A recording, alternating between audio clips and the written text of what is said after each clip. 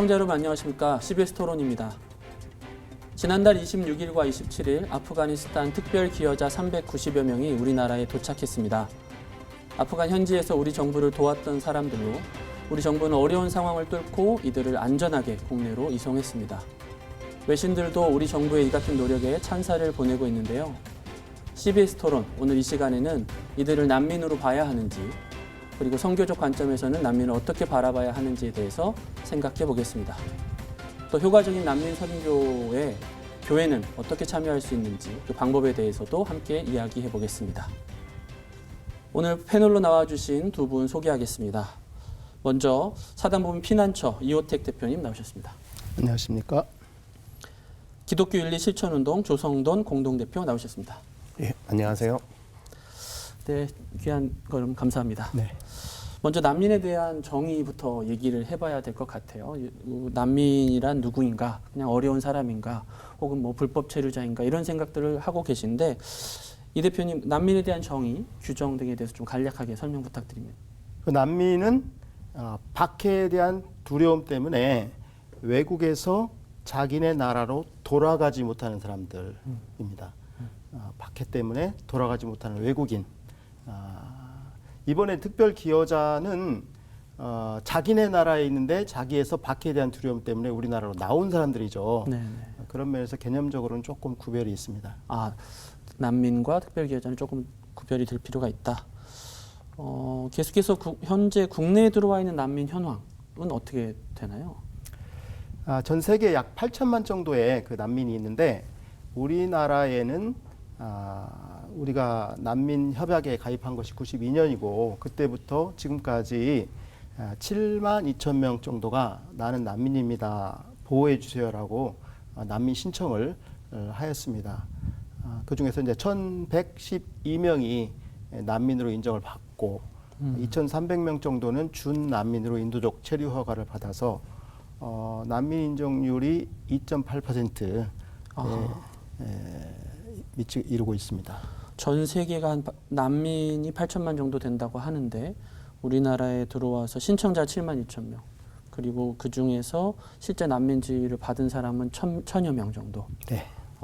그렇게 많은 숫자는 아니네요. 전 세계 세계 모든 나라의 난민 인정률이 30%입니다. 그리고 인도적 체류 허가를 포함한 그 난민 보호율이 44%인데 우리가 지금 2.8%라는 것은 굉장히 전 세계 수준의 한 10분의 1 정도밖에 되지 않기 때문에 이 점에 대해서 좀 심각하게 생각해 봐야 됩니다. 전 세계가 이제 OECD 가입 국가인가요? 아니면 난민 협약? 전 세계. 전 세계에서. 그렇군요. 이번에 우리나라가 이제 아프간에서 기여자들, 특별 기여자 자격을 부여해서 국내로 이송했지 않습니까? 네. 사실상 어떻게 보면 난민 같은데 또 이 대표님께서는 아니라고 하셨는데 그렇게 쓰지 않는 이유에 대해서 어떻게 생각해야 될까요? 가장 중요한 것은 난민은 현재 외국에 있는 사람들이에요. 그래서 자기네 나라로 못 돌아가겠다, 무서워서 못 돌아가겠다로 말하는 사람들이고 이분들은 오기 전에는 현재 아프가니스탄에 있던 사람들인데 거꾸로 외국으로 나오는 사람들이란 말이에요. 그래서 박해의 두려움 때문에 어딘가로 피난한다는 의미에서는 본질적으로 같은 사람들이지만 개념적으로는 돌아갈 수 있는가 못 돌아간다라는 문제하고 현지에서 탈출하는 문제하고 조금 다르죠. 난민의 정의에는 어떤 나라와 어떻게 관련되어 있는가 이런 문제는 고려되어 있지 않습니다. 그런데 이분들 같은 경우는 박해의 두려움과 우려도 있지만 우리나라와 관련돼 있다라고 하는 그 점이 굉장히 중요한 요소였죠. 그래서 우리나라에 관련됐다, 기여했다라고 하는 점 때문에 본국에서 다른 나라로 탈출할 수 있도록 우리가 도운 그런 사람들이고요. 예멘 난민 때 워낙 또 국민적인 그런 격렬한 토론과 논의가 있어서 조금 우리나라에 기여한 사람들이다, 관련된 사람들이다라고 하는 점을 좀 부각했던 측면이 있지 않나 싶습니다. 국민 정서를 우려해서. 네, 조 대표님. 그 귀윤실에서 최근에 성명서도 발표한 것으로 알고 있는데요. 이번에 들어온 특별 기여자 어떻게 보시나요? 이번에는 좀 정서가 많이 달라진 게 아닌가 이런 생각이 듭니다. 전에 예멘 난민 때는 상당히 반발이 좀 심했고 국민적인 토론이 많이 있었는데 이번에는 그래도 행사 같은 느낌이 좀 들었어요. 뭐 환영하는 분위기도 있고 물론 이제 일부에서는 그렇게 여기지는 않았던 것 같고요.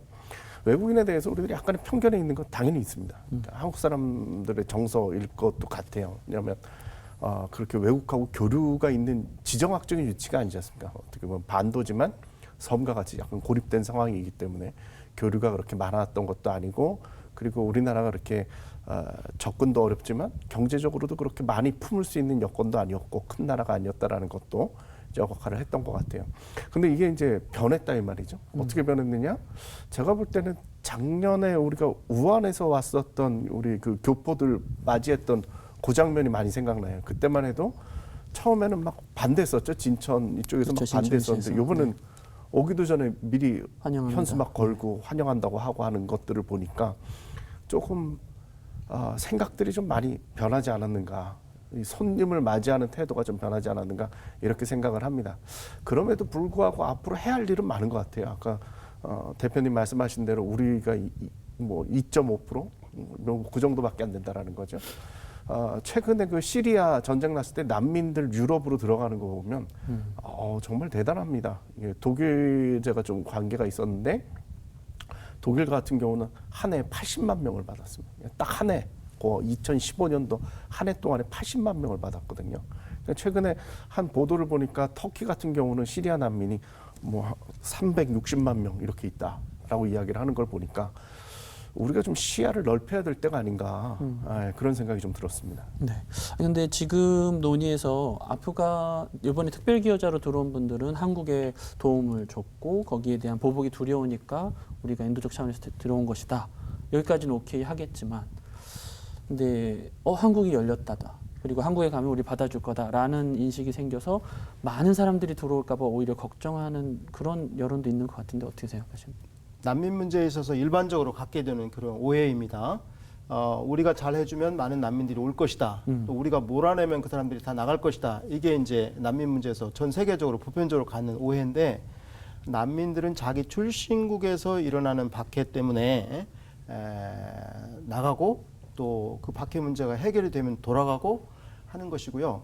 또 어디로 나갈 것인가는 그렇게 그들한테 많은 선택지가 없습니다. 그분들이 우리나라에 오고 싶어도 오기가 어렵습니다. 왜냐하면 우선은 파키스탄 쪽으로 갈 수 있겠죠. 이제 공항이 닫혔으면 또 아니면 이란 쪽으로 올 수 있겠죠. 뭐 타지키스탄이나 우즈베키스탄으로 갈 수 있겠죠. 그런데 이들이 합법적인 비자를 받고 나갈 수 있는 상황이 아닙니다. 그렇죠. 탈레반에서. 그럼 비자가 없이 들어온 나라에서 또 다시 나갈 수가 없습니다. 그렇기 때문에 그들이 거기서 또 다시 무슨 비자를 받아가지고 대한민국에 오기 어렵습니다. 그래서 우리가 잘해준다고 해서 난민들이 많이 오는 게 아닙니다. 네. 주교수님. 예, 우리가 좀 시야를 많이 넓혀야 될 것 같아요. 이제 글로벌 빌리지, 그렇죠. 지구촌이라는 말 쓴 지가 벌써 상당히 오래됐잖아요. 지구 전체가 다 이제 한 마을처럼 생각을 해야 될 정도로 이제 가까워진 거죠. 특히 이번에 이제 코로나 겪으면서 우리가 겪은 게 결국 한 나라가 방역한다고 되는 게 아니고 전 세계가 결국 하나다라는 이런 생각이 드는 거지 않습니까? 한 마을이라 생각하면 쉽게 얘기해서 먹을 게 있고 취직할 데가 있으면 사람들이 오는 거는 아주 당연한 겁니다. 그러니까 우리나라가 잘 살겠다. 이거 자부심 갖는 데서 끝나서는 안 되고 거기에 맞는 책임을 져야 된다라는 거죠. 우리가 여태까지 난민이 별로 없었기 때문에 이 문제에 대해서 상당히 뭐 알레르기 반응을 일으키는데 그냥 쉽게 예를 든다면 서울 사는 사람 중에 서울 토박이가 얼마나 있겠어요. 다 지방에서 오는 거죠. 저 같은 경우도 제 개인적으로도 부모님이 다 황해도 출신이세요. 6.25 전후로 해가지고 다들 그 박해 피해서 다들 내려오신 거죠. 공사나 그 과정 보면서 내려오신 분들이에요. 그러니까 저도 뭐 엄밀하게 따지면 난민 자녀예요. 네, 근데 서울 살고 이렇게 되는 거죠. 그런 것들을 우리가 생각을 해보면 세계가 하나다. 큰 생각을 가지고 그러면 우리가 무엇을 책임져야 될 건가? 우리가 뭐 경제적으로 뭐 10개국에 들어간다, 뭐 G 몇 세븐에 들어가겠다, 뭐 이런 말만 할 것이 아니라 책임지는 행동이 필요하거든요. 유엔에서도 우리가 어떤 지위를 얻어서 뭐 올라가겠다 생각을 하면 거기에 걸맞는 역할 역시도 해야 되는 거죠. 그런 것들이 세계화를 향해서 나아가는 길이라고 봅니다. 맞습니다. G7에도 들어가고 중요한 역할들을 하고 있으니 지구촌이라는 곳에서 한국이 어떤 새로운 넓은 시야로 책임감을 가져야 된다.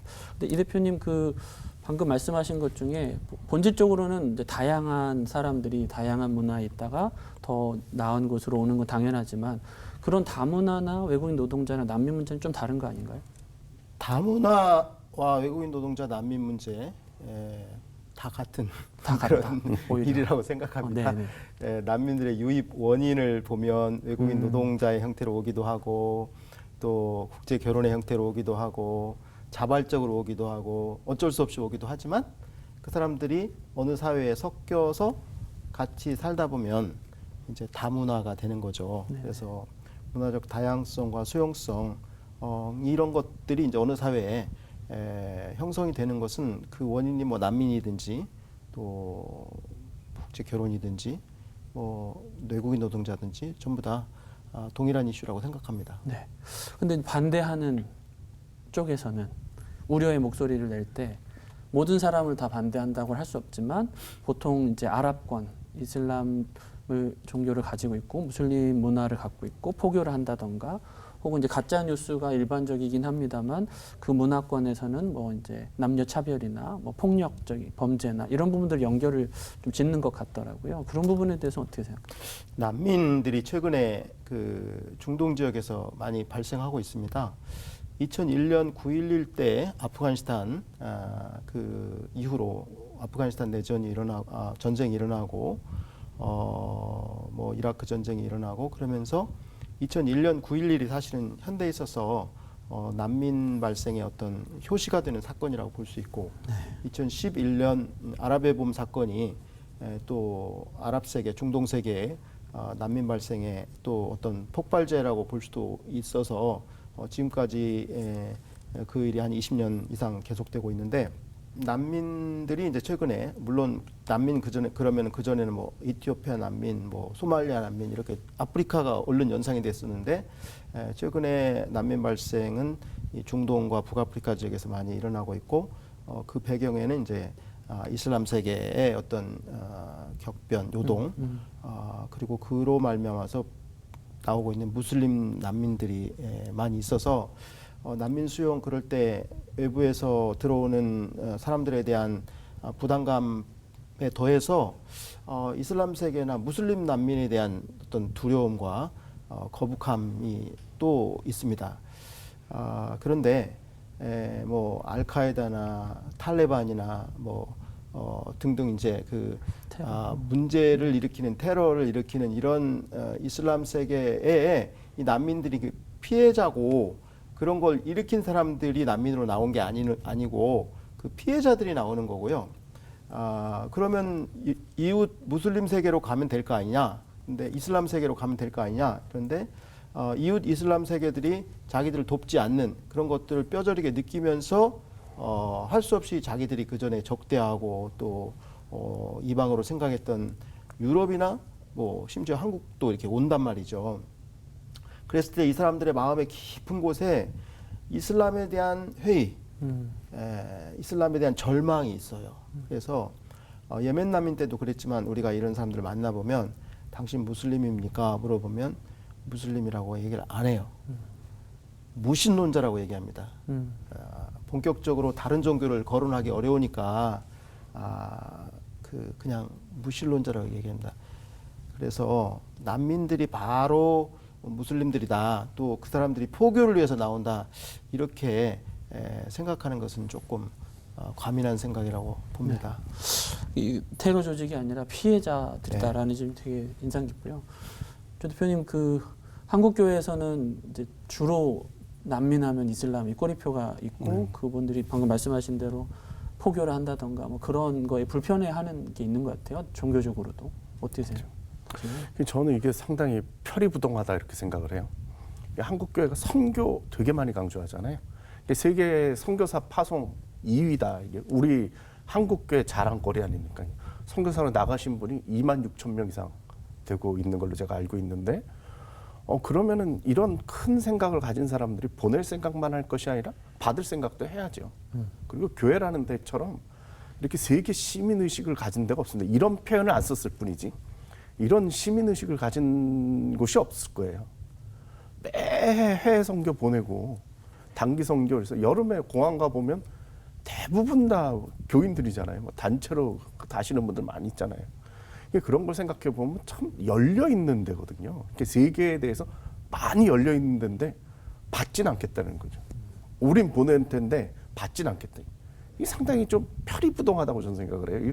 요거 구조가 어떻게 생겼는지 좀 이상하다고 저는 생각이 드는데 전에 제가 그 독일에서 이제 아는 교수님이 오셨어요. 독일 분이 오셔가지고 이제 한국 교회 와가지고 설교를 제가 이제 통역으로 같이 갔는데 청년부 예배 가서 이제 설교를 하는데 찬양 참 열심히 하잖아요. 찬양 열심히 하는데 광고 시간에 이슬람 그 동영상을 틀은 거예요. 그때 이분이 충격을 받았어요. 사랑을 저렇게 노래를 하면서 어떻게 저런 걸 틀고 저기에 또 아멘하고 있냐고.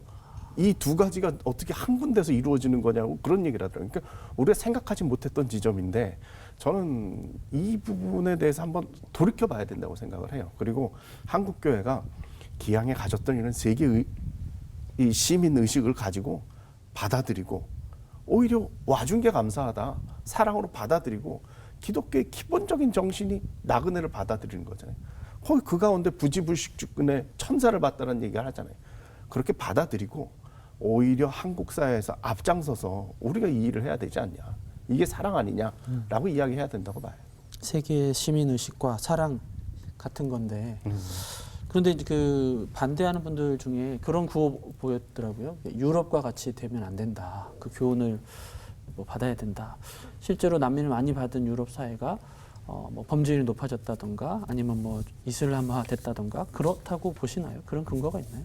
난민들이 사고를 쳤다기보다는 이주민들을 받은 다음에 근데 받은 것도 아니에요. 그냥 안 받을 수가 없었어요. 이 난민들은 지금 전 세계가 그 이주의 사회, 난민의 시대여서 어떤 박해를 피해서 난민들은 어디든지 나갑니다. 그것이 뭐 대한민국일 수도 있고 유럽일 수도 있고 미국일 수도 있고 전 세계 어느 나라든지 난민이 안 가는 나라가 없어요.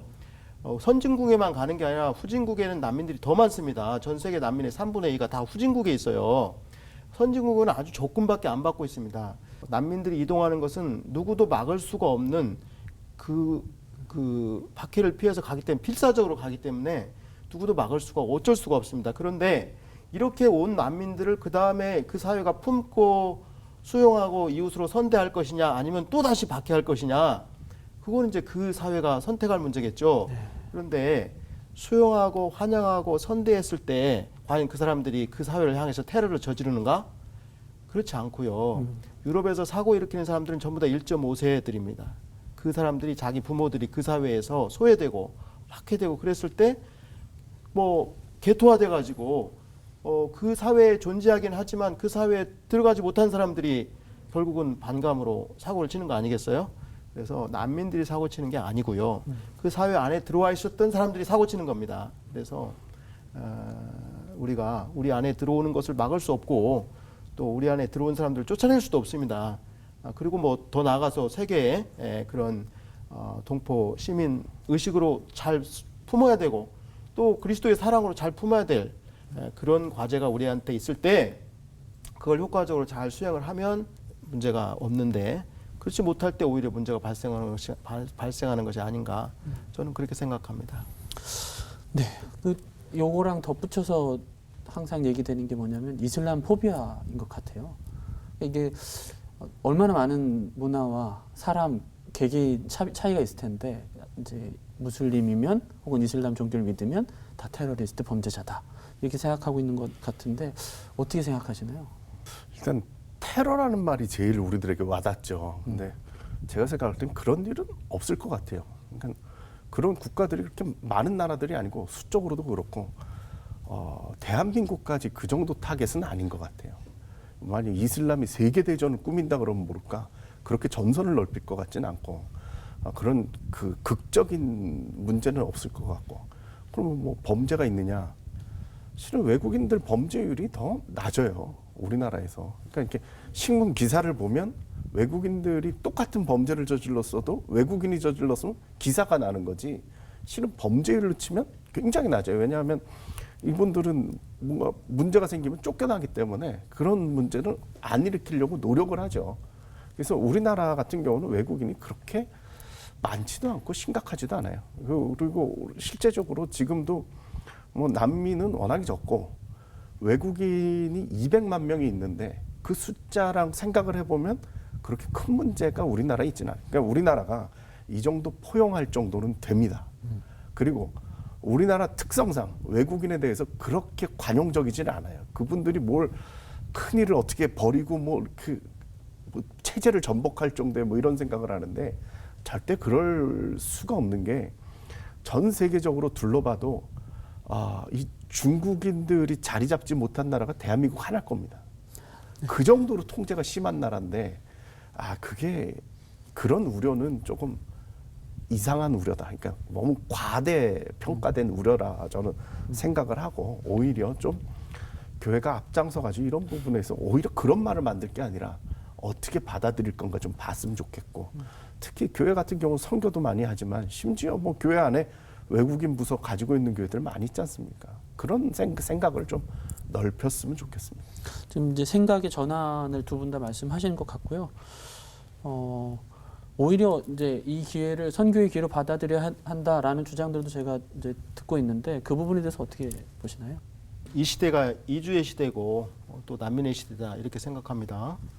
선교적인 면에서는 이제 해안 선교의 시대, 내지 선교의 시대, 미전도 종족 선교의 시대를 넘어서 이주와 난민의 시대다라고 정의할 수 있고 충분한 근거가 있다. 왜냐하면 이주 난민의 시들이 지금 가장 전 세계에서 주님께로 돌아오는 사람들 중에 대부분이 이주, 특별히 1400년 이슬람 역사 가운데 한 번도 일어나지 않았던 무슬림 안에서의 큰 영적 부흥.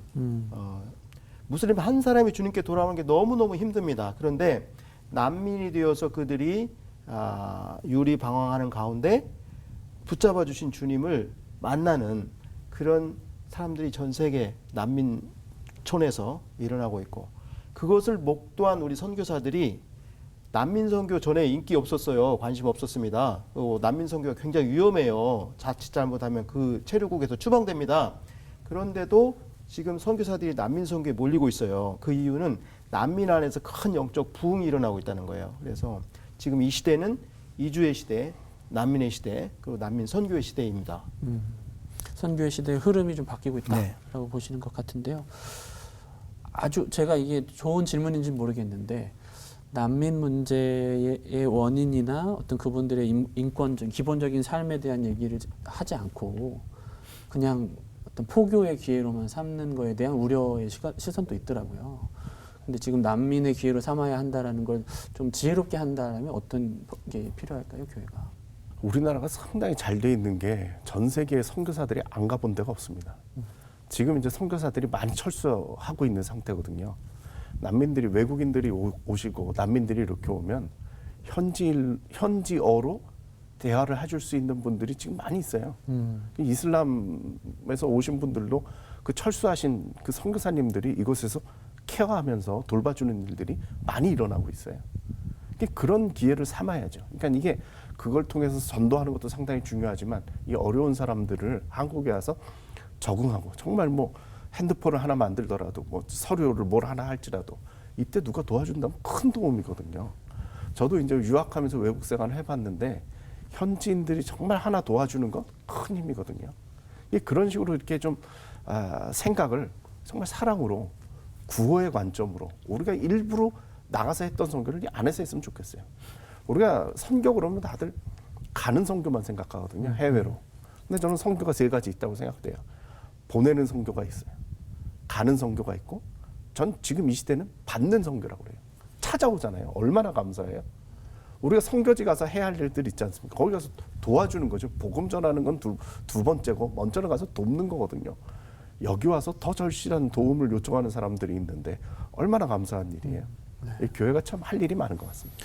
이 대표님 그 실제 사역하시면서 좀 현실이 어떠신가요? 이런 질문 좀 조심스럽습니다.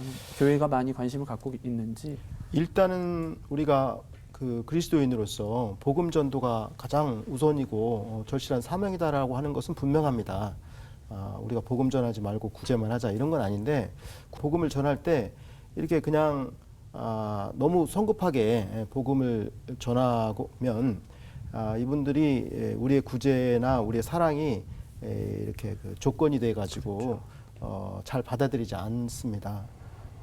물론 난민은 굉장히 긴급하게 이 상황이 바뀌기 때문에 너무 또 오래 기다리고 있을 수도 없어요.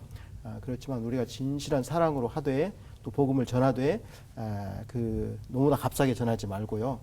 그런 보폭으로 가야 된다고 생각하는데 좀 어려워요. 이런 것들이 어떻게 하는 건지 언어 문제도 어렵고 그다음에 긴박하게 변하는 상황도 어렵고 그런 상황 속에서 또 어떻게 적절하게 복음을 전하는 것도 어렵고 또 난민들을 돕는 것도 물질이나 이런 것들도 많이 소요되고 그래서 교회들 근본적으로 관심을 갖는다라고 하면서도 굉장히 어려워합니다. 그리고 실제적으로 현장에서 참여하고 있는 교회들은 굉장히 극소수예요. 막 그 교회마다 구제 부서도 있고 뭐 선교 부서도 있는데 실제로 난민 선교에 참여하는 교회는 굉장히 드뭅니다.